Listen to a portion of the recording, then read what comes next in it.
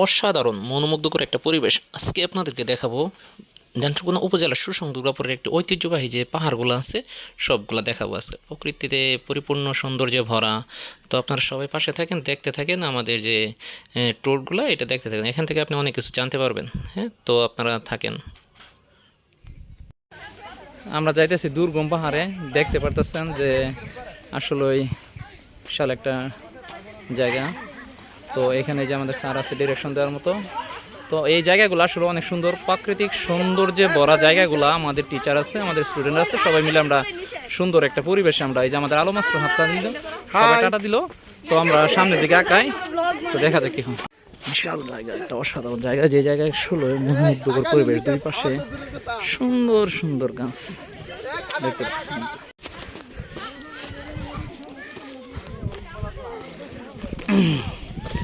হ্যাঁ, ওঠো ওঠো। ও মাই গড, দেখছেন কত বড় পাহাড়। ওঠো। এই একটা করে গেলে কিন্তু সবটি শেষ। সামনের একটা যদি ব্রেক সাইডে দেয় মাস্টার ফুল বেড়ে যাবেন একবারে। এই ম্যাডাম ওটা হবো,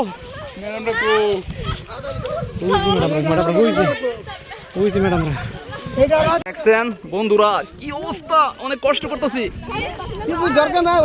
দেখেন কোনো কষ্টই করে না। আচ্ছা ওইদিকে যামগা, তোমরা নেমে পড়ো। অবস্থা এই যে আমাদের আরো অনেক সঙ্গীরা পেছনে আছে। আমাদের আমাদের হারেও সম্ভবত একটু এনার্জি কম আছে। আর এখানে সব শক্তিশালী। স্যার আমাদের ক্যালসিয়াম অনেক। ওই যে ওর অনেক ক্যালসিয়াম অনেক আছে। যাও ওঠো ওঠো, দূরো দূরো। এই দূর স্যার উঠি। ওই যে আমাদের আরো সঙ্গীরা পেছনে আছে। ও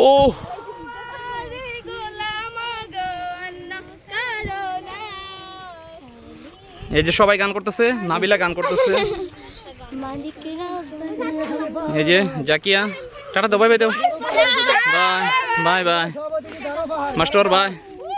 এই যে এই যে এই যে এই যে এই যে সবাই দিকে গুড।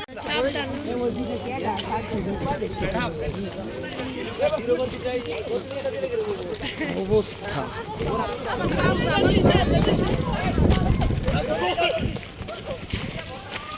কোন নামে নাকি দৌড় দৌড় দৌড় দৌড় গেলে ভালো লাগে। এ রাকিব, আরে বয়ে পড়ো, এমনি নাম বাড়ো লাগবে না, দ্রুত।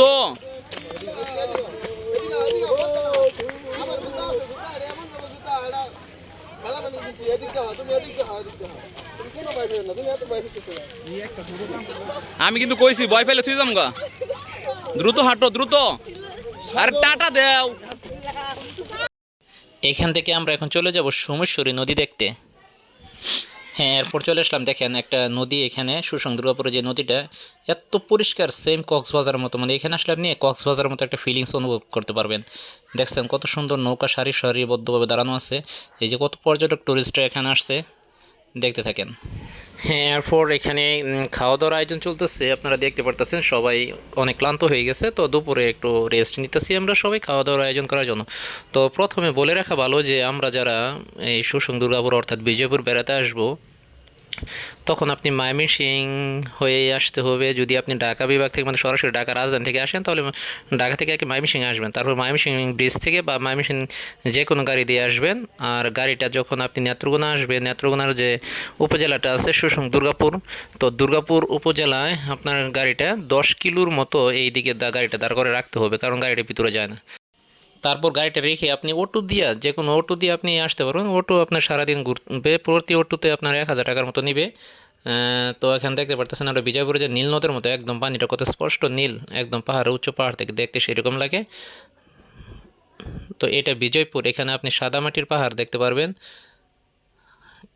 আমরা সব থেকে উঁচু যে পাহাড়টা, এখান থেকে উঠে উপরের উঠে যে নীল নদীর এটা আপনি উপভোগ করতে পারবেন, বা অন্যান্য পাহাড়ের যে সৌন্দর্য আছে আপনি নিতে পারবেন, দেখতে পারবেন। তো দেখতে পারতেছেন যে মানুষের যে আসার যে একটা পথ এইখানে। তো নিচের পানিটা আসলে অত্যন্ত সুন্দর। এই যে উপরের যে জায়গাটা, এটা সব থেকে উঁচু পাহাড়।